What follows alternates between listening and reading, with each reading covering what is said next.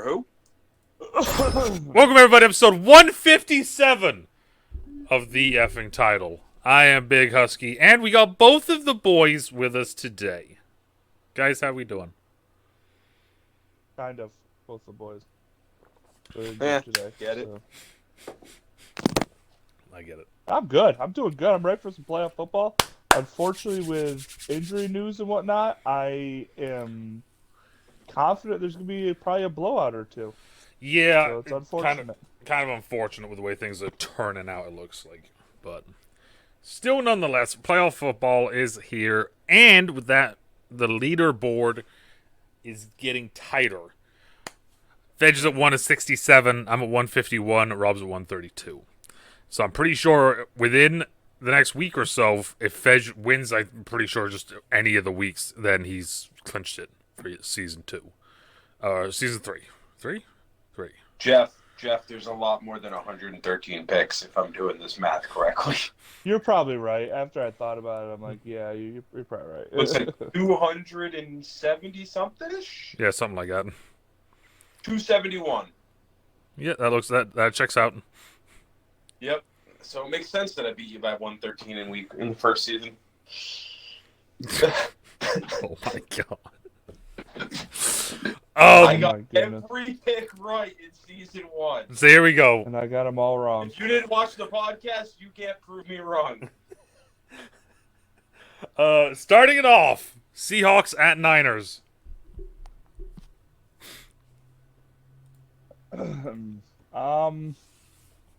Yeah, I mean, I think the Niners superior team. They're better defensively. If Brock Purdy takes care of the ball, I don't see how the Seahawks stick with them. They started out hot and are going downhill from there. Yeah. The other thing as well is that you look at some of the stuff that, like, Pete Carroll was riding around on a little fucking buggy, like, in the building. Yeah, like, I mean, all these I other, understand. like... I'm fine with that because I think he's just trying to keep it loose for his guys. I think They know so, they're too. a big underdog going into this game. I mean, you got to try to keep it loose, keep it... But at the same time, I don't know. I mean, but then, like you said, Niners are looking solid, and they've been doing this without Debo. That's true, yeah. I still wonder how they're going to... Putting it without a quarterback, I think that's more impressive. Sometimes you do it without, like, one of your star players, but you have other star players. Sometimes it's easier because you only have one guy to get it to. Yeah, true. But now you got to, still find a way to get it to AU, find a way to get it to Debo, find a way to get it to McCaffrey, find a way to get it to Juice, Yeah.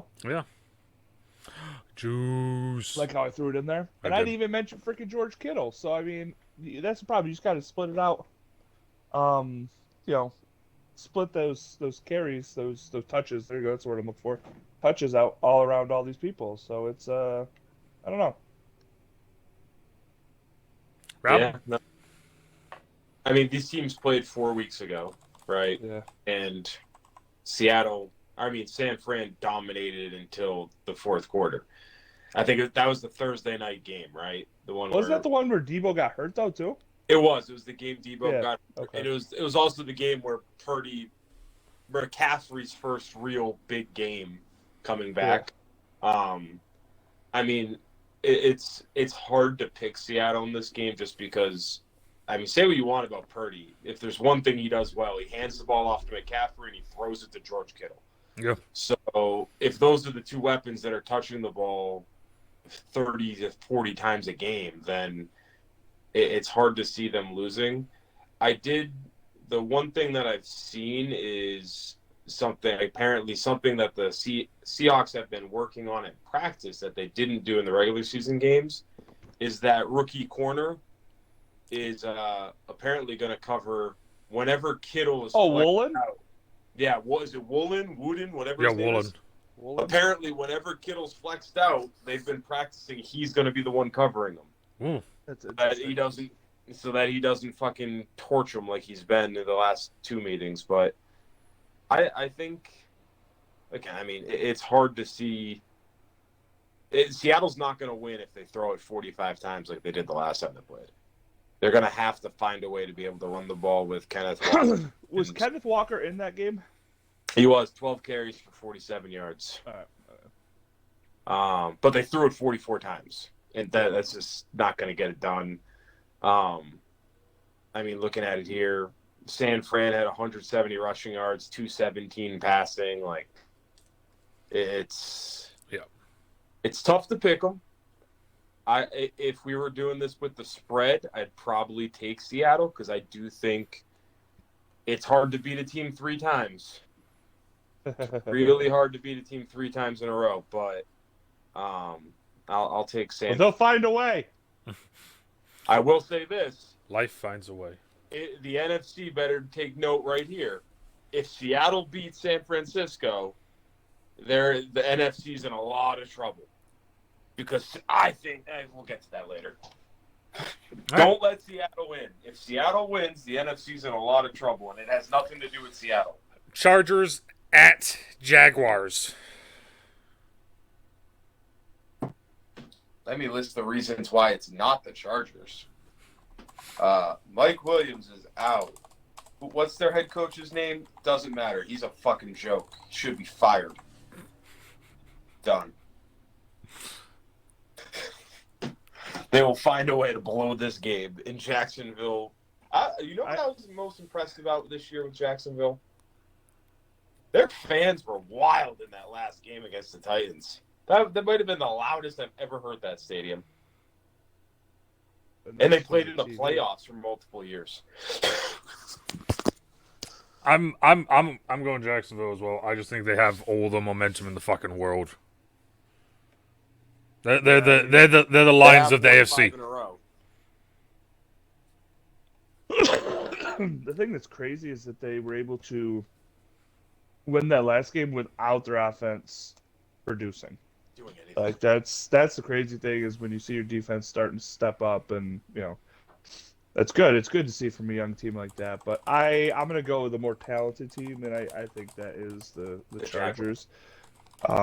It's not the Jaguars. How? How? Name one position they're better at than the Jaguars, or than the Chargers. Name one position the Jaguars are better at than the Chargers. Yeah. I can go with tight end. I would say their receiving core is honestly better. Tight end. So you think the guy that's the retread is better than another retread? I don't think so. I think Jared Everett and what's his name from the Giants are pretty equal. Ingram is much better this year.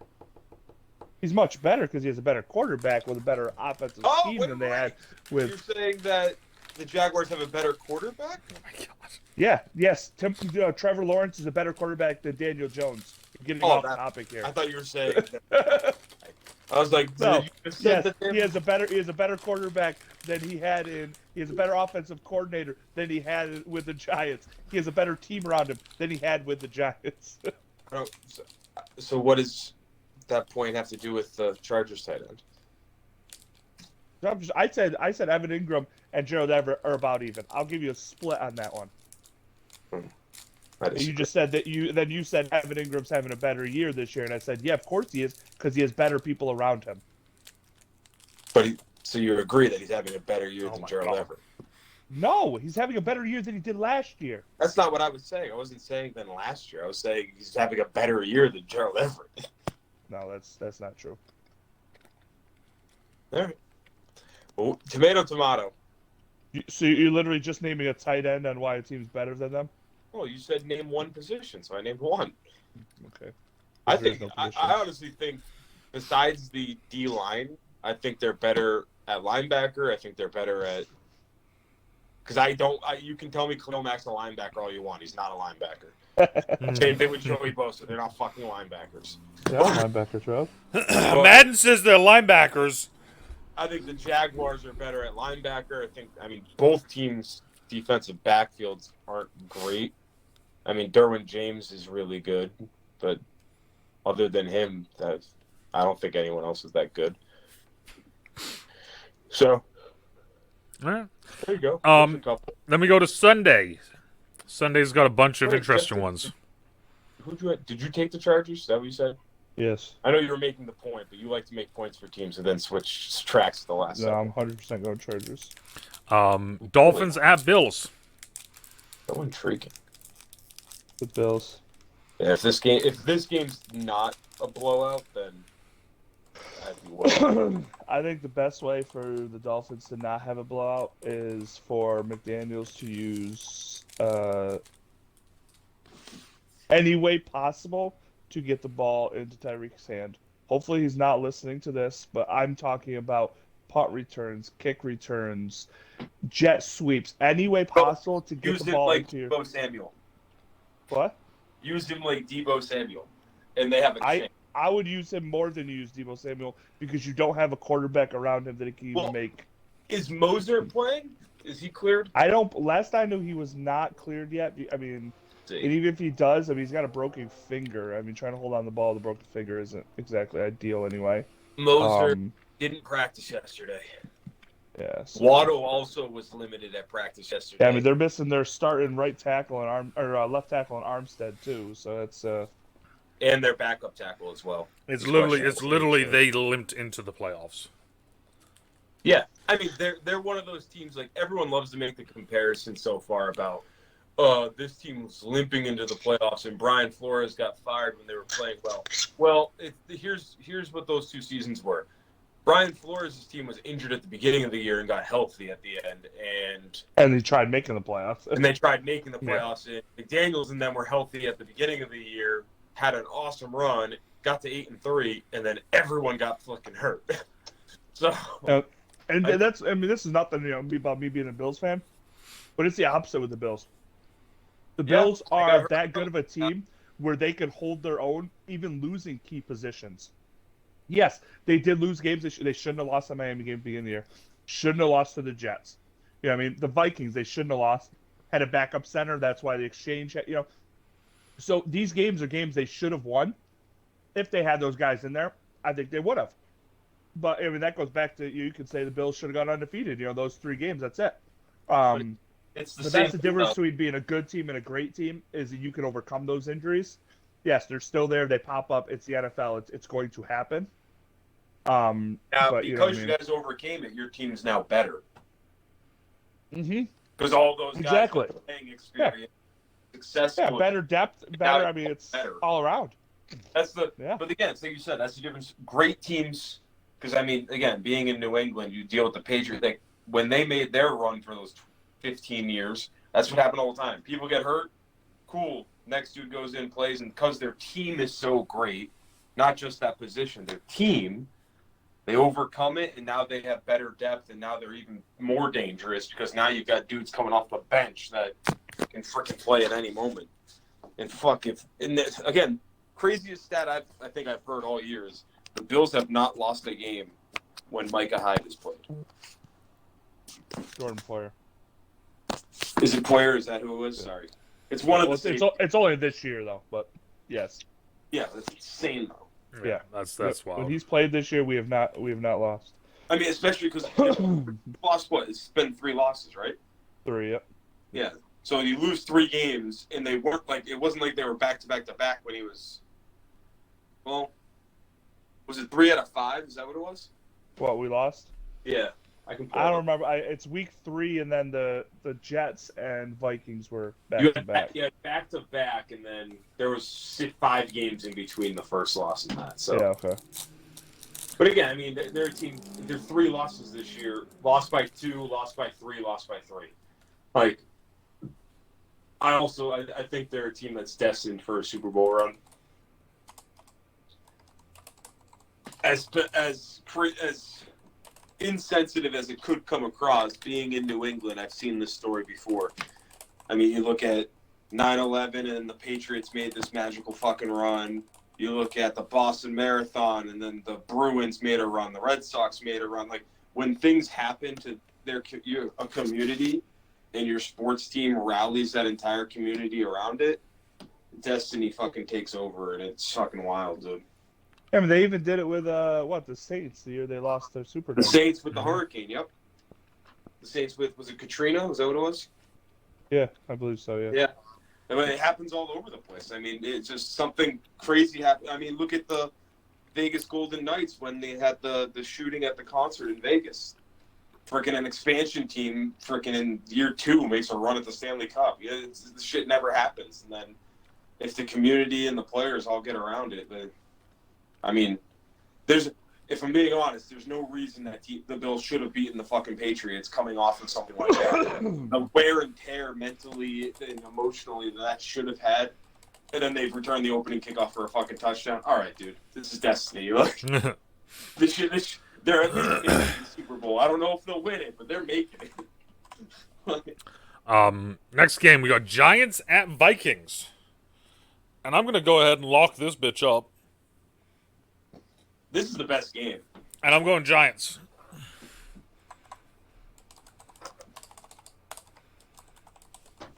Why? I genuinely think the Giants are a better team, and I think the Giants will beat them. I think I don't mind you going with the Giants. I want to know your reason for going. Yeah, with the I just Giants. want to know. You got to give me more than that. Give me your actual specific reasons why you're taking them. I genuinely do think they're a better team. I think that the Vikings are a fraud team. I think the Vikings have been a fraud team this entire season. Same thing with the Giants. I just believe in the Giants more than I do the Vikings. Just because you like Wink. And that's part of it, but I mean, I look at the Vikings, and to me, the Vikings are just one-dimensional. It's Kirk Cousins throw the ball to Justin Jefferson. Their defense is mediocre. I think that's and now I'm gonna go with the defense. I'm gonna go with the Vikings here, because I don't think they are one-dimensional. I think they play one-dimensional, and by that I mean it's kind of the same with the Bills. You know, you just get pass heavy and you just keep going and throwing and throwing. Obviously, I think the Bills have a better quarterback than the Vikings do, but the Vikings have a much better running back than the Bills do and a much better running game than the Bills do. But they don't utilize it. And I think that's the key. If they decide that we're going to actually sit down, we'll utilize Dalvin Cook, we'll utilize Alexander Mattinson, and then guess what? You can play action and throw to Adam Thielen. You can play action, throw to Justin Jefferson. You can play action, throw to freaking the tight end from the Lions at Hawkinson. Like, you have all these pieces to be great. The play calling's where I think they get let down. That's my personal thought. See, I agree with you 100%, and I think the comparison's perfect. They are very Bills-esque, where they're one of those teams that will start the game with 10 straight passes. Mm-hmm. And it's odd because they do have one of the best running backs, I think, in the league. I mean, obviously, it's working because they are winning games, but I do think this is my reason I'm picking the Giants, because I think this is actually the one matchup in round one that hurts Minnesota. Because the Giants are an aggressive blitzing team, and if there's one weakness on Minnesota's offense, it's their offensive line and pass protection. If that Giants defense can come out and actually, if they can cover all the weapons listed, I think they've got a good chance to pull off the upset. Because I don't think Minnesota's defense is that great, especially against a team that can run the ball in so many ways. Now, with that said, I mean, this is a lot of people's first time in the playoffs, so it's hard to sit there and say, oh, yeah, Daniel Jones is going to be what he's been all year. And at Minnesota, Saquon Barkley. And Saquon Barkley is going to be what he's been all year. You know one guy who will show up, though? Brian Dable. And that's my key to the game. Like I said, you know Brian Dable's going to call a good game. He's been there. He knows this. Like, I'm not worried about Brian Dable at all. It's like you said, execution on the part of the Giants. But I think that the Giants are an overachieving team this year. They have talent. They need to lock up this talent. But in the end, I don't think it's enough for them to win a Super Bowl. In any way, shape, or form, especially coming out of, I don't know. I just don't think they could do it over there. I mean, they could. Teams get hot, but that's my thing. The last time the Giants won the Super Bowl, they were in the same position, the 6th seed. Yeah, they were real hot going into the playoffs. So they were right. Last game. So. I don't know about them winning the Super Bowl, but I just think that this is the best matchup that the Giants have. Against all the rest of the teams, I feel like it'd be a little bit more. It would be different, but this one I feel like is. Last thing I'll say on this game is they did play 3 weeks ago, and the Minnesota won on a 61-yard field goal. and it was at Minnesota. So the Giants do have that benefit of they did just play them, so they got at Minnesota, so they understand how loud it's going to be there and things like that. But in that game, Justin Jefferson went off 12 catches, 133 yards, threw the ball 4 times, but they did bottle up Dalvin Cook running the ball. So it'll be interesting to see. I don't think Daniel Jones throwing it 42 times will be the answer, but it was a game of a lot of field goals. So it'll be interesting to see if that carries over or not. Yeah. The final game, Ravens at Bengals. The final game on Sunday, you mean? Yes. I mean, I really want to pick the Ravens, but I can't when you don't have. Who the fuck's playing quarterback? As of right Huntley now, definitely playing. as of No, right, Huntley's not even. Huntley hasn't even completed a full practice yet. as of right now, Lamar has basically said that he can't play because he's not 100%. Huntley has been throwing in practice yesterday and today, and Anthony Brown has been doing everything else. I just. So it's like I was saying to Rob about it, where it's like Huntley, as of right now, with his shoulder, can't put the ball downfield. He can move the offense, he can do what we need to, but he can't put the ball downfield. Anthony Brown doesn't know really what the hell's going on. He's a rookie being thrown into a probably a very complex fucking offense, and then it's like, but he can put the ball downfield. Like I'm picking Baltimore just because I'm gonna be a fucking homer, but See, this is another one. I mean, freaking Greg Roman can go off his rocker, dude. And that's the thing is, you guys got to play ball possession here. I think it's gonna help. I mean, you guys were in the game last week. I mean, it's not like you were completely blown out with Anthony in there, but you were also missing your top target in Mark Andrews. Like that opens up other guys. It should open up Sammy, as long as he can fucking hold on to the ball. Exactly. I mean, like, and also, like, I don't know when it was in the game, but I noticed that there was a lot of players that were, like, getting their names called. I'm sitting there like, that's our fourth string guy. Why is he covering Jamar Chase? And it was one of those things where it's like, I kind of was wondering, it's like, as the game went on, and it was kind of getting a little bit out of hand for us. I wonder if they were putting in some of the younger guys, like, here, this is great experience for you guys, because it doesn't matter, because we're fucking playing them next week again anyway, so. Yeah, that's always one of those things, like, you don't want to tip your hat too much to teams you could potentially play, and, nothing against the Patriots, but there's been talks about the Bills' offense until we, like, really needed to ramp it up, that they were kind of Going through the motions. Not going through the motions. On cruise control. Vanilla is the way I want to put it. Okay. You know what I mean? Yeah. And I completely understand that way of thinking because I don't know you need to have that. But no. I said they keep it at vanilla. Not really going through the motions, but keep it at vanilla on as far as play calling.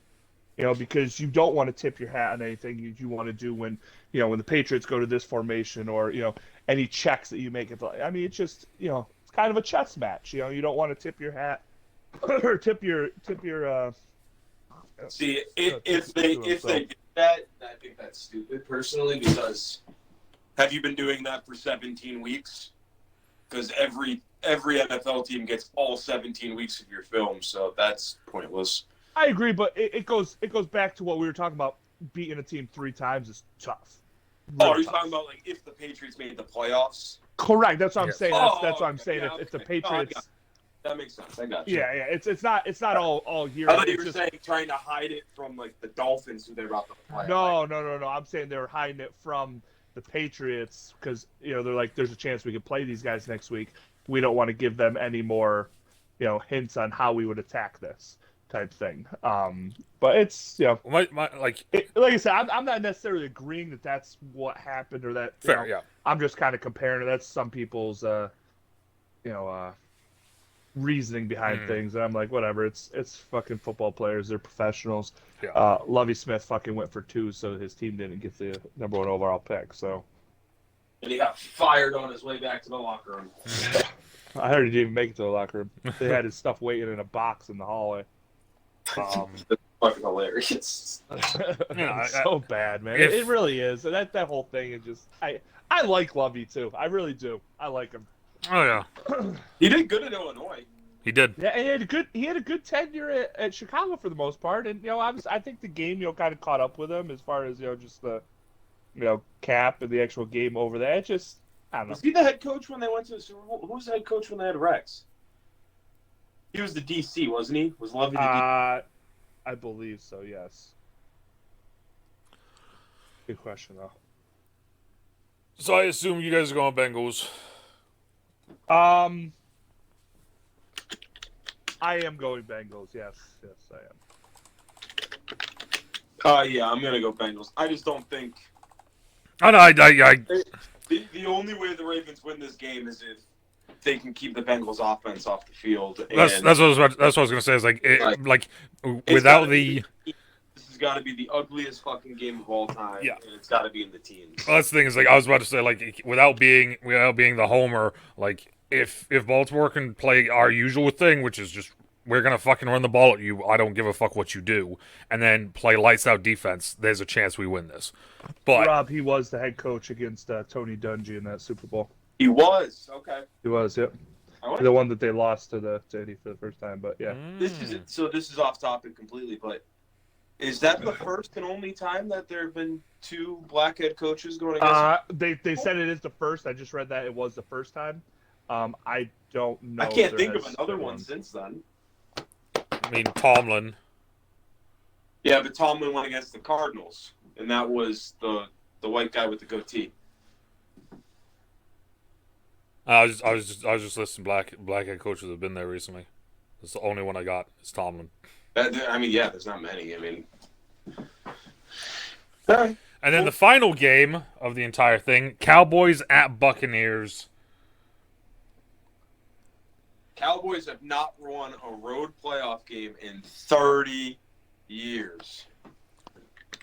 And is Cowboys are like 0-7 in their last 7 grass games. Oh, so isn't it? Tom Brady has never lost to the Cowboys. That's the Never. that's the one. So naturally, With that, it's I'm gonna go with the Cowboys. going where superstition says. I'm going Bucks. This is what I was saying earlier. The only team I think in the NFC that can actually beat the Bucks and Tom Brady in the playoffs is San Francisco, because their defense will actually be a pain in the ass. So if Seattle beats San Fran, get ready. You're going to see Tom Brady versus fucking Buffalo. And Buffalo's going to have to truly get over the fucking hump and beat Tom Brady if they want to win their first Super Bowl. That's crazy. If that happens, Jeff, then it is destiny. It is 100% destiny if they beat Tom Brady in the Super Bowl and beat him. Just the fact that Brady's never lost to the Cowboys, the 0-8, the 0-7 on Grant, there's too much where it's like no, just if they honestly on top of it, I mean, I'm not counting the Falcons game where the Buccaneers didn't do shit. They didn't try. But I know there were nobody, but those the last 2 games before the Falcons, their offense was actually pretty clicking a little bit. They started actually doing something. So, not the first you mean when they got rid of Marcus Mariota? Not the first half against the Cardinals. What? You mean when they get rid of Marcus Mariota? Surprising, yeah, like they actually start doing something. Yeah, crazy. So Rob, you are going Buccaneers. I will never in a playoff game. I'll never pick against Tom Brady. All right. So who are your guys' locks? I'm gonna lock up the Bills. Oh wow, way to go on a limb there, Jeff. Jesus. Who are you gonna fucking lock up? There's like barely. We talk about how a lot of these are gonna be fucking blowouts. I don't think so. I think Jacksonville and LA will be a good game. The Giants and Minnesota will be a good game, and then Dallas and Tampa Bay will be a good game. The 3 of them are gonna be blowouts. Sick. Well, the 49ers Seattle could be a blowout. It could be a good. That one's 50-50. Dolphins, Bills, absolute fucking blowout, and the Bengals should blow out Baltimore. But again, it's hard to beat a team 3 times, and every one of these teams played this year, right? These are all rematches, if I remember correctly. I believe so. I think you were saying that earlier. Yeah, I think these I are think all so. rematches. 2 of them are divisional games, so they're playing for a third time. Or 3 of them, I should say, are Yeah, divisional. 3. Yeah, half of them are. Yeah. They're all playing for a third time. And Buffalo's the only one who didn't sweep. So it'll be interesting. But I'm gonna lock up Tom Brady.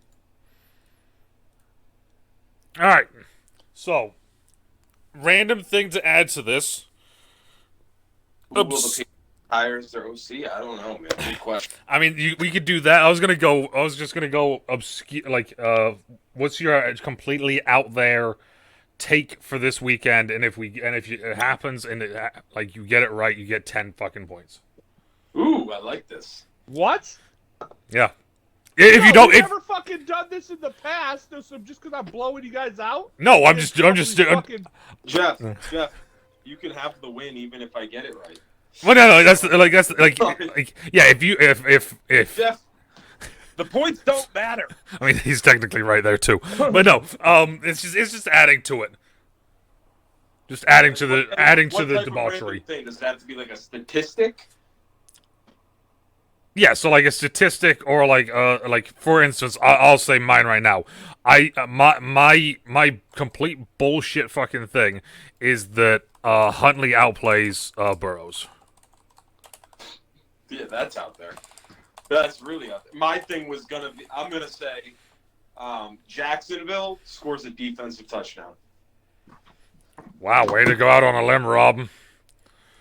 That is out on the limb. They've only scored 2 all season. Jags score DTD. Also going out on a limb, the Chargers will not convert a single 4th down out of the 4 they try. All right, so there's Rob's. There's mine. Dak Prescott will throw 4 interceptions. Can I do one for every game? Jeff, what is your out there fucking prediction?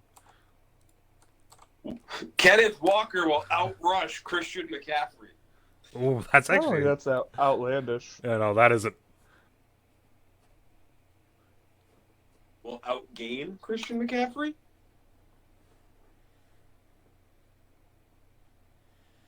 Total yards? That's outlandish. Daniel Jones will throw more yards than Kirk Cousins. And Miami will give up 35 points. Actually, how about this one? Miami will pull a Patriots, and the Bills won't punt. Is that what you want to change yours to? No, I'm giving you one for every game. You don't get one for every game, Rob. It's just one period. Yeah, that's it. The one that I said was Jacksonville, but I want all of these on record because when they all come true, I want to be able to throw it in your face.